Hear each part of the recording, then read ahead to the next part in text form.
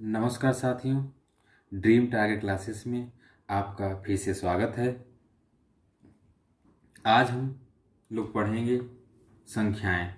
आज हम लोग संख्याओं के बारे में पढ़ेंगे, जिसे हम नंबर्स कहते हैं।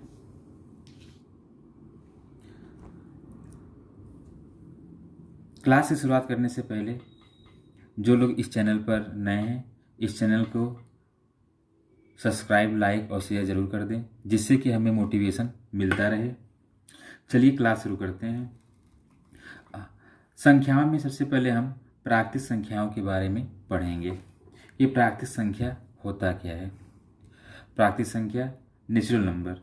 नेचुरल नंबर को हम n से दिखाते हैं।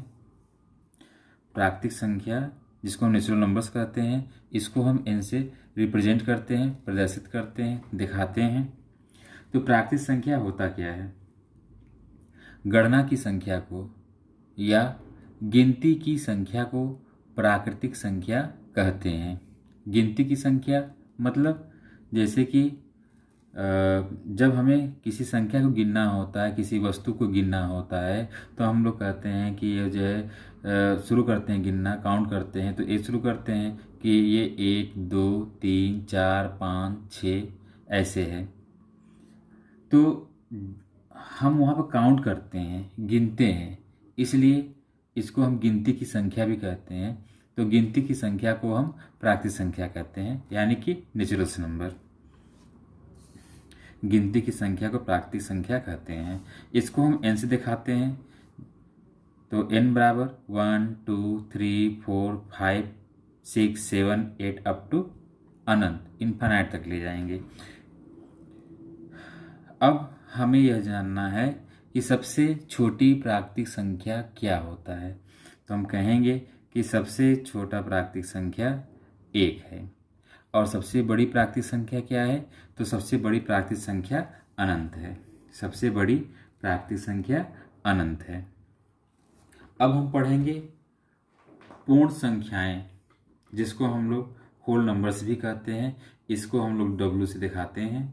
पूर्ण संख्या होल नंबर्स, जिसको हम लोग W से दिखाते हैं। अब बात आती है कि होल नंबर्स होता क्या है। अभी हम लोगों ने पढ़ा कि प्राकृतिक संख्या के बारे में, कि प्राकृतिक संख्या गिनती संख्या को कहते हैं। 1 2 3 4 से स्टार्ट होता है। अगर हम इसमें जीरो को शामिल कर लें, किसको शामिल कर लें? जीरो को। तो जब जीरो को हम इसमें समाहित कर लें, शामिल कर लें, जोड़ दें, तो यह जो है पूर्ण संख्याओं में बदल जाते हैं, यानी यह जो है पूर्ण संख्याएं हो जाती हैं। तो हम कहेंगे शून्य सहित प्राकृतिक संख्या को पूर्ण संख्याएं कहते हैं। जैसे W बराबर, चूंकि पूर्ण संख्या को, जिसको होल नंबर, इसको अंग्रेजी में होल नंबर कहते हैं और इसे W से दिखाते हैं। तो W बराबर हो जाएगा 0 1 2 3 4 5 6, कहाँ तक जाएंगे हम लोग? अनंत तक जाएंगे। तो सिर्फ ठीक उसी प्रकार सबसे छोटी पूर्ण संख्या क्या होगी? तो 0 होगी। सबसे छोटी पूर्ण संख्या 0 हो जाएगी। और सबसे बड़ी पूर्ण संख्या क्या होगी? तो वो अनंत हो जाएगा। ठीक है। 2 कैसी संख्या है?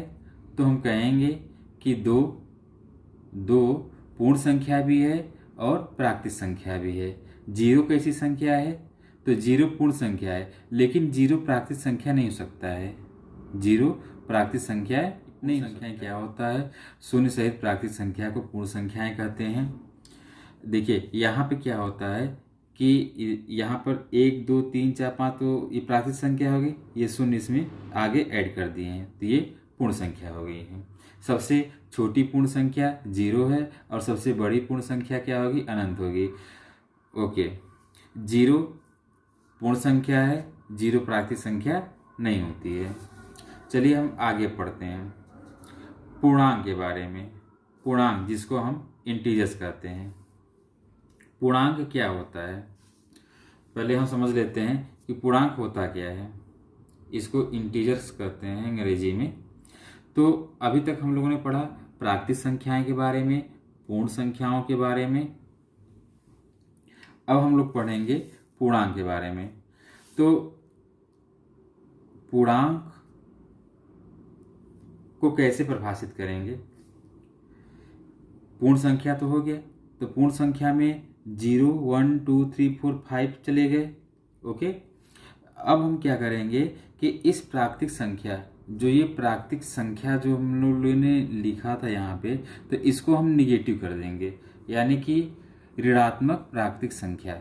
ऋणात्मक प्राकृतिक संख्या सहित पूर्ण संख्याओं को हम पूर्णांक कहेंगे, या इसको हम ऐसे भी कर सकते हैं कि प्राकृतिक संख्याओं शून्य, प्राकृतिक संख्याओं शून्य और ऋणात्मक प्राकृतिक संख्याओं को पूर्णांक कहते हैं। पूर्णांक को हम आई से प्रदर्शित करते हैं, आई से दिखाते हैं, आई से दिखाते हैं। चलिए अब हम लिखते हैं कि पूर्णांक आई बराबर क्या हो जाएगा? ये हो जाएगा ऋणात्मक प्राकृतिक संख्या। ऋणात्मक प्राकृतिक संख्या को लिखते हैं, यहाँ पर उल्टा लिखेंगे 4 3 -4 -3 -2 -1 0 1 2 3 4 अप टू इन्फिनिटी, अनंत। देखिए इसका मतलब हो गया कि इसके आगे भी संख्या है, इस तरफ पॉइंट का मतलब हो गया इसके इस तरफ भी संख्या है, यानी कि लेफ्ट साइड में ये संख्या बढ़ती चली जाएगी और इस तरफ राइट संख्या में चली जाएगी। अब होता क्या है कि इस तरफ जो संख्या लिखी जाएगी वो अपने पहले वाली संख्या से छोटी होगी, और इस तरफ जो संख्या लिखी जाएगी वो अपने पहले वाली संख्या से बड़ी होगी। ओके, चलिए अब बात आती है कि यहाँ ये तो शून्य हो गया, ये हो गया प्राकृतिक संख्या n, और ये ऋणात्मक प्राकृतिक संख्या, ये जो है ऋणात्मक प्राकृतिक संख्या हो गया। ओके, इस आधार पर प्राकृतिक संख्या, इस आधार पर पूर्णांक 3 प्रकार के हो गए। पूर्णांक को हम 3 भागों में बांट सकते हैं। पहला, पूर्णांक को हम 3 भागों में डिवाइड कर दिए। पहला हो गया धनात्मक पूर्णांक, धनात्मक पूर्णांक। धनात्मक पूर्णांक क्या होता है? धनात्मक पूर्णांक को ही हम प्राकृतिक संख्या के नाम से जानते हैं, इसी को हम प्राकृतिक संख्या भी कह सकते हैं। प्राकृतिक संख्या, ये प्राकृतिक संख्या हो गई। धनात्मक पूर्णांक को हम दूसरे रूप में हम उसको प्राकृतिक संख्या भी या धन प्राकृतिक संख्या भी कह सकते हैं। और इसको कैसे लिखेंगे? आई बराबर, धनात्मक है तो आई प्लस कर देते हैं, आई प्लस बराबर, ये शुरू होगा 1 से, 1 2 3 4 5 अप टू इन्फिनिटी तक। सेकेंड क्या हो जाएगा?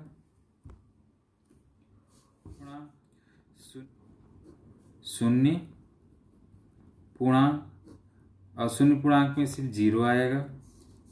और तीसरे नंबर पे हम लिखेंगे ऋणात्मक पूर्णांक। और इस ऋणात्मक पूर्णांक में हमने बताया था कि ऋण प्राकृतिक संख्या, ऋणात्मक प्राकृतिक संख्या कहने का मतलब क्या हुआ?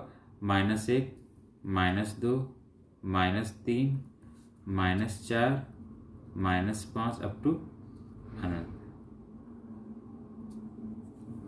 ये ऋणात्मक प्राकृतिक संख्या हो गया, ये धनात्मक प्राकृतिक संख्या हो गया,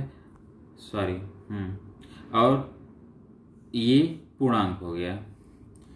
धनात्मक पूर्णांक, शून्य पूर्णांक, ऋणात्मक पूर्णांक। अभी तक हम लोगों ने पढ़ा कि पूर्णांक होता क्या है।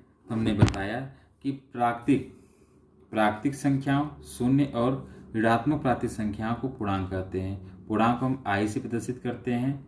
ओके, पूर्णांक को हम 3 भागों में बांटते हैं। धनात्मक पूर्णांक मैंने बताया था कि जो प्राकृतिक संख्याएं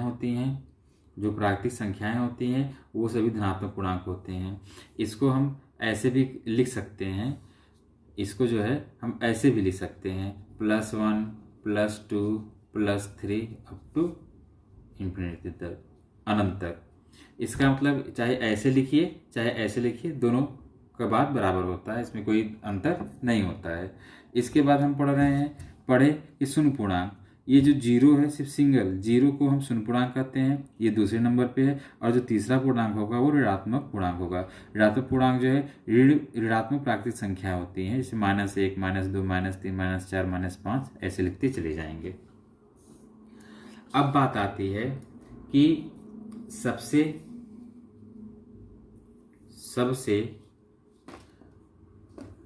छोटा पूर्णांक क्या है और सबसे बड़ा पूर्णांक क्या है। छोटा पूर्णांक क्या है, तो हम कहेंगे कि सबसे छोटी पूर्णांक संख्या अनंत है।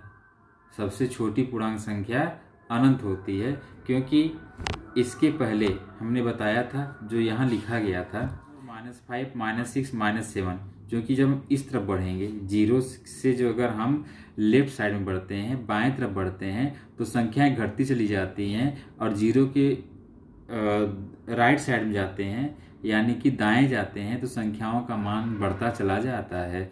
अब यहाँ पे संख्या कितना बड़ा होगा उसकी कोई लिमिट नहीं है, और इस तरफ संख्या कितनी छोटी हो जाएगी उसकी भी कोई लिमिट नहीं है। तो सबसे छोटी संख्या, सबसे छोटी पूर्णांक संख्या अनंत है, और सबसे बड़ी पूर्णांक संख्या जो है वो भी अनंत होगा। ओके फ्रेंड्स, अब हम लोग आगे की संख्याओं को अगले वीडियो में पढ़ेंगे। तब तक के लिए धन्यवाद।